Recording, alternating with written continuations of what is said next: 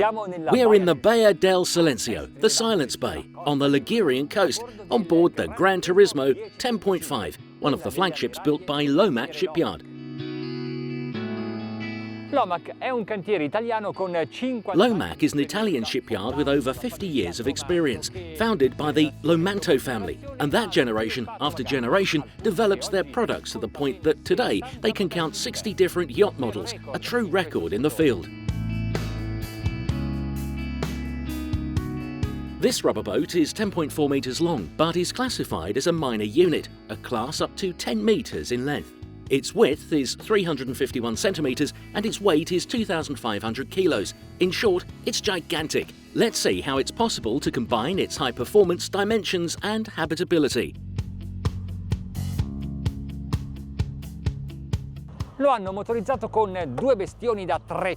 The shipyard installed two massive 350 horsepower Yamaha engines. These outboard engines have 8 cylinders, 5,300 cc, and their curves for torque and power are unparalleled.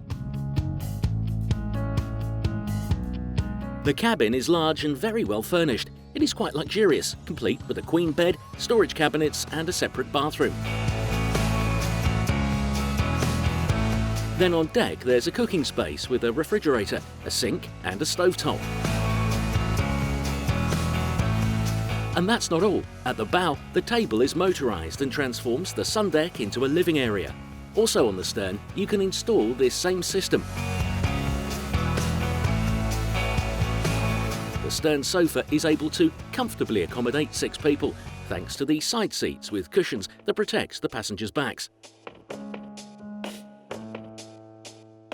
The awning can be stored under the seats.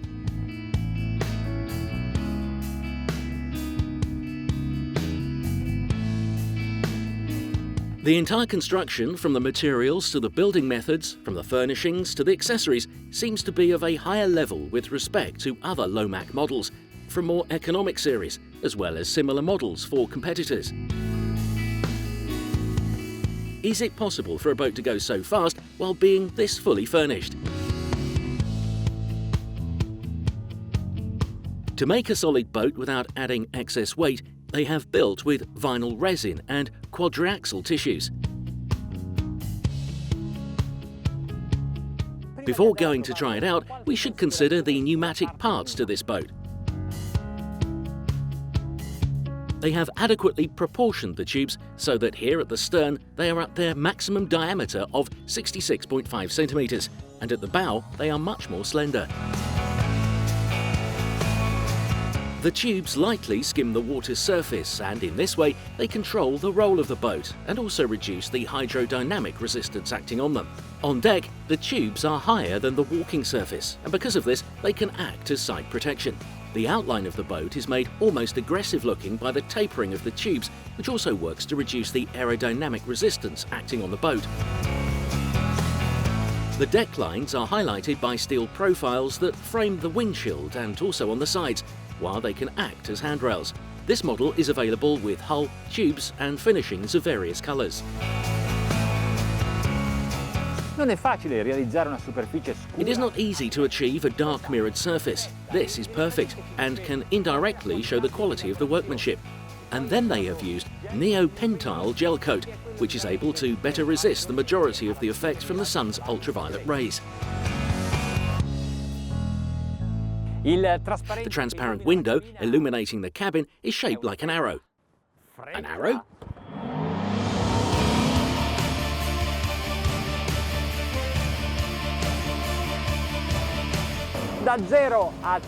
From 0 to 30 knots in a moment.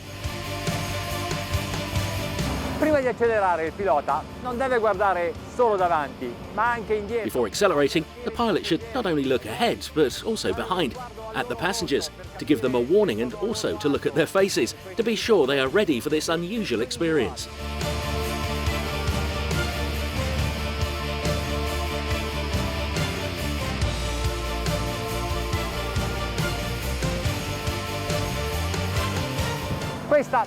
This is the maximum engine power available for installation, 700 horsepower.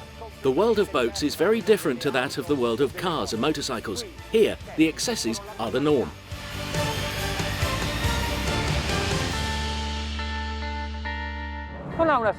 It doesn't have an exaggerated sport aspect. At 15 knots, we're still planing and the bow is still under the line of the horizon. This gives me a great view.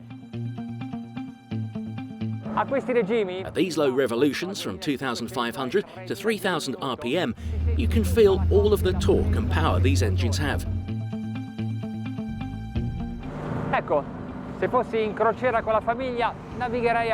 Now, if I was cruising with my family, I would sail at this speed, 25 knots. The fuel consumption for both engines is 62 litres.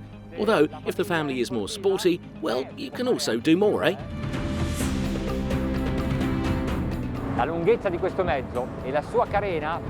The length of this unit and its particularly narrow and pointed hull allow higher cruising speeds, even if, like now, there are some waves.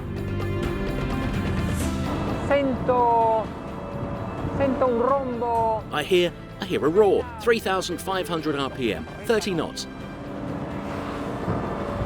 In my opinion, the engines want to run. Me? Yes, me too.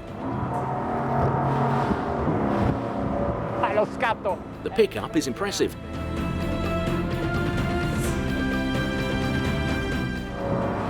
Lo sentite?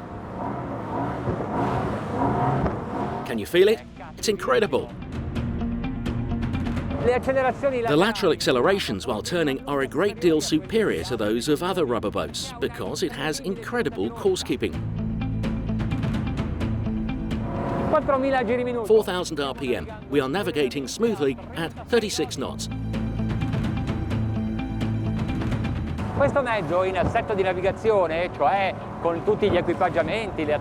This unit, with all its equipment, its outfitting, the fuel, the water and the passengers, reaches a weight of about 3,500 kilos.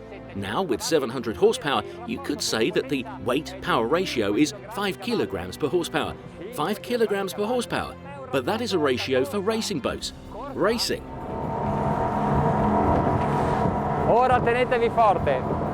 Now, hold on tight, because we are adjusting the trim little by little and increasing the speed 1 knot at a time.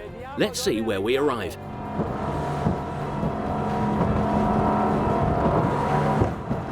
Oh, we are flying over the waves.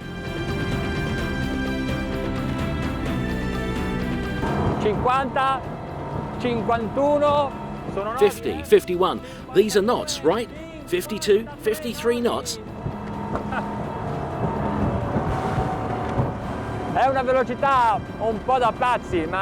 It seems a crazy speed to reach, but it all depends on the kind of boat available. On our courage and our skill. Don't exaggerate. Don't let me say that with this boat, with this size, complete with cabin, going this fast, well, it was actually quite correct to have called it Gran Turismo.